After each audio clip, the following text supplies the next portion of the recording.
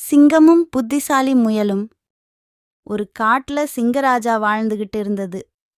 அதுக்கு தினமும் நிறைய மிருகங்களை வேட்டையாடுற பழக்கம் இருந்தது.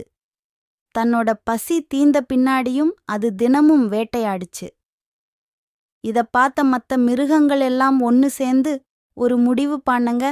அதன்படி சிங்கராஜாவை பார்த்து ஒரு வேண்டுதல் வச்சாங்க. சிங்கராஜா, நாங்க இனிமே தினமும் ஒரு மிருகம் உங்களுக்கு படையல அனுப்பி வைக்கிறோம். நீங்க மேற்கொண்டு எந்த மிருகத்தையும் வேட்டையாடக்கூடாதுன்னு வேண்டுதல் வச்சுதுங்க. கஷ்டப்பட்டு இனி வேட்டையாட தேவையில்லைன்னு. சிங்கராஜா ரொம்ப சந்தோஷப்பட்டுச்சு. அன்னைக்கு இருந்து தினமும் ஒரு மிருகம் அந்த சிங்கராஜாவுக்கு உணவா போச்சுங்க. ஒரு நாள் முயலுக்கு உணவா போகிற வரிசை வந்துச்சு. புத்திசாலியான முயலுக்கு அந்த சிங்கத்துக்கு உணவா போறதுல விருப்பம் இல்ல. எப்படியாவது அந்த சிங்கத்துக்கிட்ட இருந்து தப்பிக்க முடிவு பண்ணுச்சு. வழியில ஒரு கிணத்தை பார்த்துச்சு.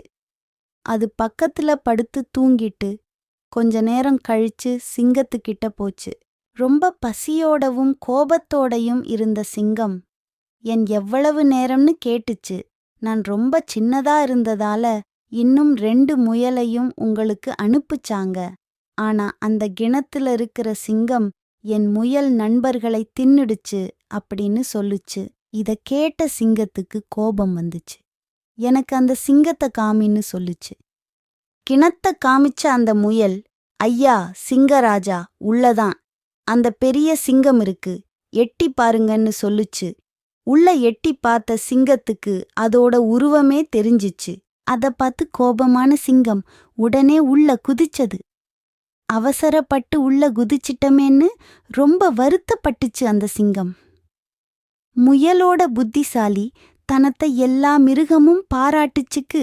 சிங்கத்தோட தொல்லை இனி இல்லைன்னு எல்லா மிருகமும் ரொம்ப சந்தோஷப்பட்டுச்சுங்க.